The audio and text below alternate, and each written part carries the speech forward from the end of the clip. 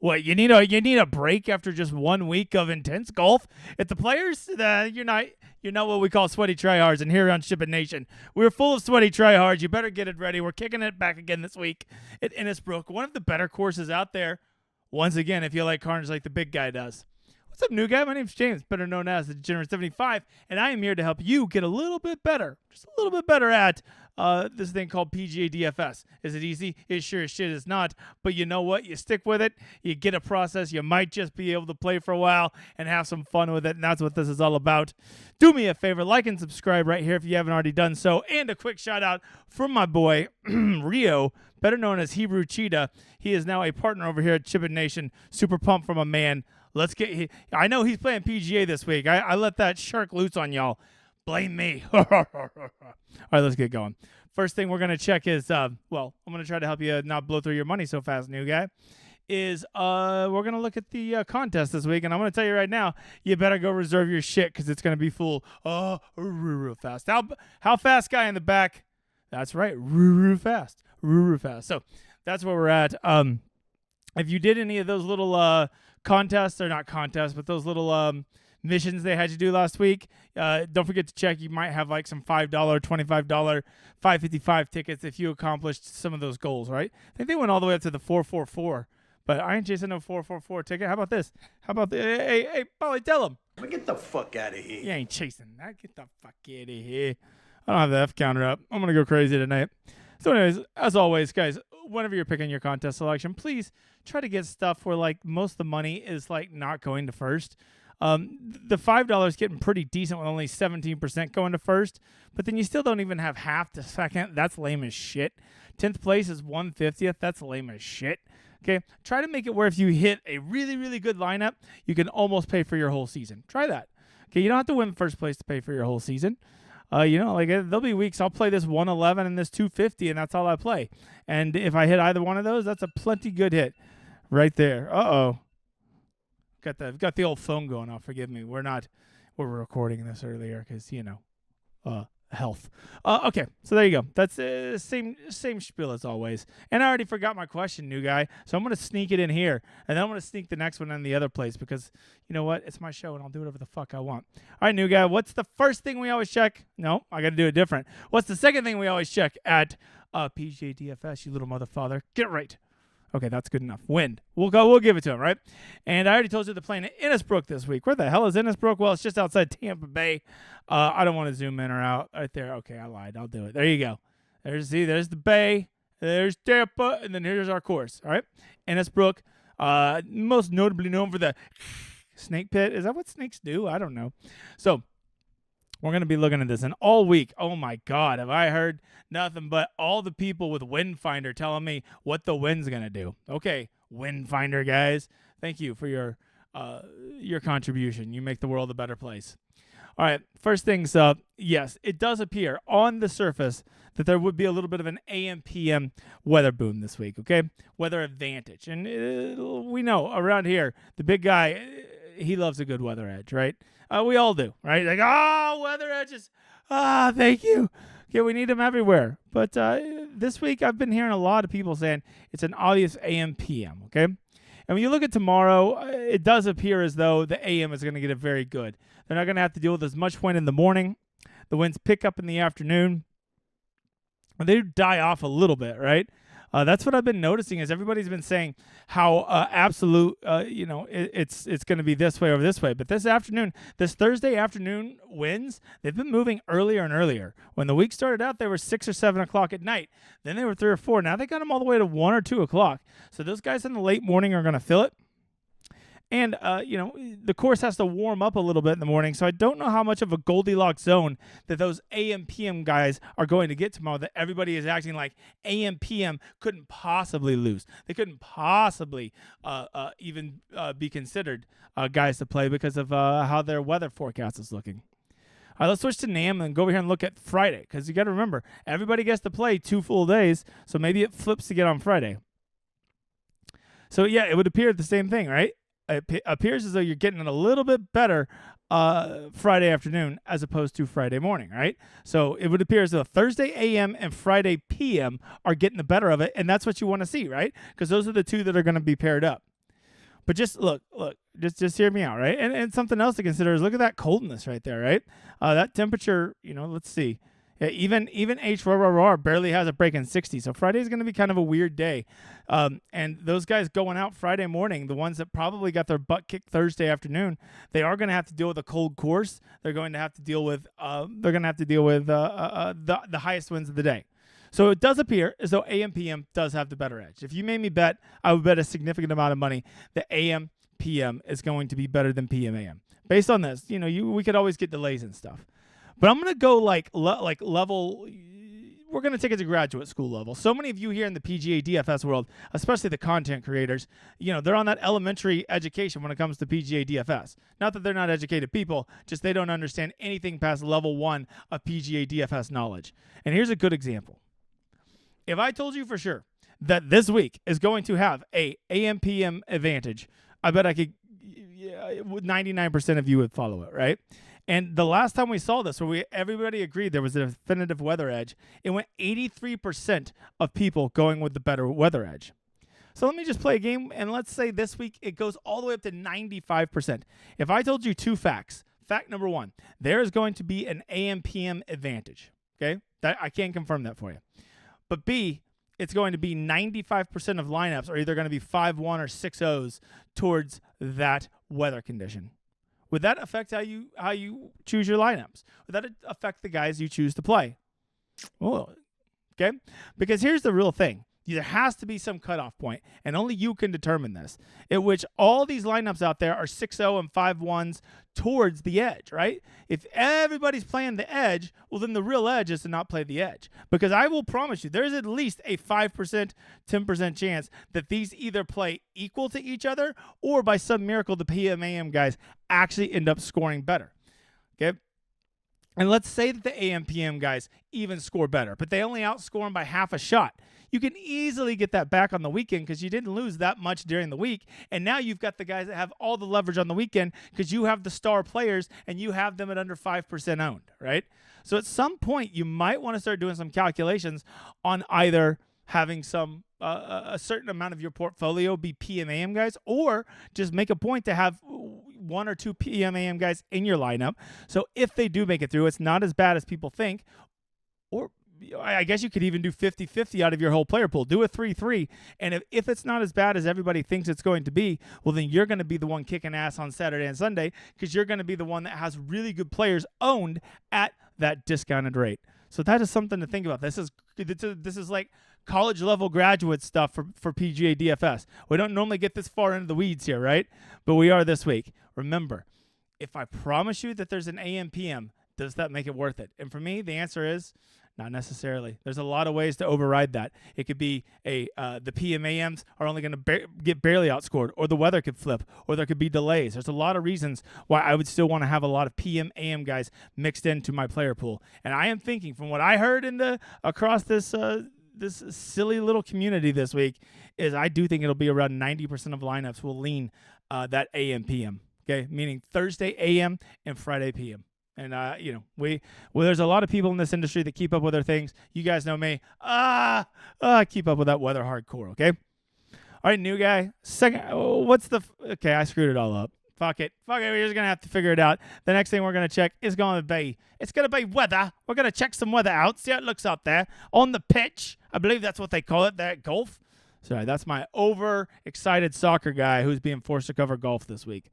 Okay? His name's Larry Mick. Why the hell do they call it soccer? Okay, that's his name. Let's see here. Tommy Fleetwood coming in at a cool 32%. Do I even got to tell you, whenever you have Tommy Fleetwood coming in at 32%, what that's going to be? That, sir, is the definition of the man's donkey chalk, and we don't play donkey chalk. I like Tommy. Man's trending. Hell, this might be his first win ever, but I think I'll take my chances that old Tommy Fleetwood ain't going to win this week. That's all I'm saying. I don't think he's going to in him.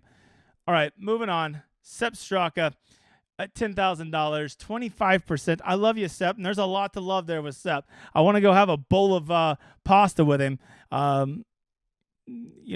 just to keep help me skinny. Because if you split a bowl of pasta with Sepp, you're not going to get very much of it. Let's be honest, all right?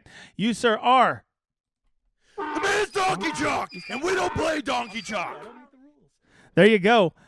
All right, let's move on here. We got a couple guys. I think, Thomas and Schauffele and Burns are all like not too bad. I think they're actually all going to come in a little bit lower than we think. So I'm just going to give them all, I don't love it, but it's there. It's there, okay? From there, we got old Micah. We got my boy Michael Kim, who's been playing really good golf. Really, really, really good golf. And he's kind of there on an island at that low 9K range. Him and Kim. And you know what? There's just so many guys above and below him that you could play that I think are playing just as good or better. Although Michael Kim's a lot harder to get away with. These two guys, I'm going to give them both. I'm going to be a dickhead. I'm going to give them. The man's donkey chalk, and we don't play donkey chalk. They're just a little too high in that range because like there's just too many other people around them that you can get for like half the ownership, and that's what donkey chalk is how out of line is your ownership compared to those around you, right? All right, moving on. We got see these guys right here. I don't even consider Lowry, Zalatoris, Connors. These are the kind of guys I'm talking about. I don't even consider them chalk. If you want to call them chalk, you probably don't understand the term, but I'll give them. Okay. They're not that bad, all right? They're just a little bit of chalk. And lastly, Rico Hoey, the one hoe we have down in these low 7Ks, coming at 7-8%. You, sir, are leaving me no choice. You know how I feel about that. Low price chalk is disgusting. All right. So, all right, we've been through the big three, but just so you know, if I'm sitting here predicting people that are going to be their ownership's going to be moving, well, people are going to watch this, and some guys are going to get steamed up tonight, and some guys are going to moonwalk. Let's talk about a couple. Number one, Steven. Old Sam Burns. First of all, his last name would indicate that he'll be steaming. It burns. What do you want me to say? It burns. From there, it's just simple. I don't think we can get him at that good of ownership for a guy who has won this tournament twice, right? This is kind of a Sam Burns, home away from home. So I think that he is going to steam up tonight. Next up, Shane Lowry, man. Shane Lowry, with all this wind discussion out there, I think that Shane Lowry is going to get a little bit of a bump in his ownership because it's going to start talking about, well, it's going to be windy too. We need to factor in that. It's not just about AM, PM, or PM, AM. And when people start doing that, Shane Lowry is going to get into the steam room where his big ass needs to be. He is going to steam up. Moving on from there, Taylor Moore, another champion, a guy that's just too damn good in this field to be at 8,600. I think people are going to find where you can put him. He can be the third or fourth guy in your lineup, and when you do that, it really makes him appealing. So I think he's actually going to get steamed up tonight. But if people are getting steamed up, someone's got to be doing a little moonwalking. And first up is my boy Tom Kim. Tom Kim just ain't playing that good. Okay, he'll flash at the start of the leaderboard each week, and then he just kind of Houdinis our ass and goes backwards. So I think you're going to see Tom Kim start the week out at. And he's on the wrong side of that draw. Let's not forget that. Oh, Bing Ho Man, another guy on the wrong side of the draw. 8,200, but he's been playing like a guy that should be 7,200. Sorry, Benny. You know I love you, but we're here to make a buck, okay? Not make you feel better. Start playing better. We'll start playing you. You, sir, are Michael Jackson. All right, last up. I don't know that anybody wants to be Michael Jackson. I don't know if you can see behind my big ass, but it says Jake Knapp, right? And Mr. Jake Knapp, he much like old Benny Ann, he'll start turning real hot for you. Or excuse me, like Tom Kim. But you expect to see him there day 2 and day 3, maybe as he's moonwalking backwards. So I've got old Jake Knapp moonwalking backwards. All right, there you go. That's the steam in the moonwalk. Get out of here. Get out of here. I'm trying to exit. All right, just running through this real quick. I think Justin Thomas and who is this? Corey Connors. I'm trying to remember my cutout. Oh, yeah, right here. Justin Thomas, Corey Connors, Shane Lowry, Zalatoris, Tom Kim, Alex Smalley, Glover. I think all these guys are going to get the short end of the stick this week simply because of the weather narrative that's prevailing out there. And I'm not saying it's not correct. I would bet you very good money that this is going to be an AM PM edge. I've already said that. I am simply asking you some questions that you need to answer. Is it going to be big enough to justify maybe a 3-to-1 ownership split, 5-to-1 ownership split, right? Is it going to be big enough for that? Only you can answer that, right? Is it going to be, are we sure enough in these weather forecasts that they're going to hit and that maybe you shouldn't build some sneaky PM AM ones, right? These are some questions I'm asking you, all right? So, anyways, those guys right there that are going off PMAM, I think, are going to be super discounted and become more appealing. Plus, Justin Thomas, if he has to play 2 shitty rounds in really shitty conditions, I promise you on one of them, he'll score like an animal. That's just what he does. Okay, now the other one he might shoot 7 over, but you gotta take what you get with old Justin Thomas. All right, from there, Akshay, he's already withdrawn. I don't. Let's see. There's EVR withdrew and someone else withdrew. It'll come to me probably when I'm looking through here, but just running through this real quick. I mean, this is just a super deep field. They got a really good. I mean, in this deep of a field, you're getting Hovland for 8,400. Adam Scott is a below average golfer price at this event. That's insane to me. 8,300. Cam Young is too, but Cam Young has this one little caveat about him called he fucking sucks. There's that. Man, it's just a deep field. I mean, it's just a really, really deep field. Billy Horschel still at 7,400. Jeez Louise. So you're getting some really good depth. I would not be afraid to get a little different this week. This is one of the very few weeks you could win this tournament on a Wednesday night or a Thursday morning. Okay, whenever you're submitting your lineups, because if you can nail this weather just right, it's yours for the taking. And remember, it's not. Maybe the answer is not going all AM PM. Right? Maybe the answer is sneak 3 PM AM guys in all your lineups. So if it's just that little bit of a problem, well, Saturday you've got the 3 guys at 3% who were just taken off. You were the one that had the stones to play Thomas, Zalatoris, and Victor Hovland, right? You played them together, and now it's Saturday. They're out there all shooting 5 under, and you've got them all at 3%. That is where you close. That is where you win a GPP. So I have a real feeling that this is a week you can win a GPP simply by playing the game and playing it before everybody. All right, enough rambling. Let's get to it. The one guy that I am definitely fading this week, it's simple. He's just chalk in the low 7Ks. I don't play low 7K chalk. You do whatever you want. He makes a lot of birdies, but he's kind of a hoe for bogeys too. So I'll fade him. I'll fade all the noise. Rico Hoey, you, sir, are... Couldn't get my finger on it. You, sir, are donkey chalk, and I'm not playing you. All right, let's get to the more important question. Who is the one sleeper I'm playing this week? My sleepers have been on fire this week. Well, I'm going to play a guy who has a big old upside and a big old downside. Sadly, it's not Torbjørn Olesen. Sorry, the Swedish chef's just been dying to get out. You talking about Torbjørn? Do you remember him, Torbjørn Olesen? They might actually be friends. They got very kind of similar names. I've heard a big complaint about too many hoes in the area. Tampa Bay noted for its hoes. And so because of that, they're going to need a hoe guard this week. I'm going to go with the one that seems a little bit more reckless. The one guy we are definitely playing this week, we are playing as our sleeper, Nikolai Højgaard. Which brings me to the more important question. Last week, everybody has an overreaction. Xander Schauffele is broken. He can't play anymore. Dude, once Xander and Thomas and these guys, they get in certain spots of a tournament, they just give the fuck up. They don't care anymore.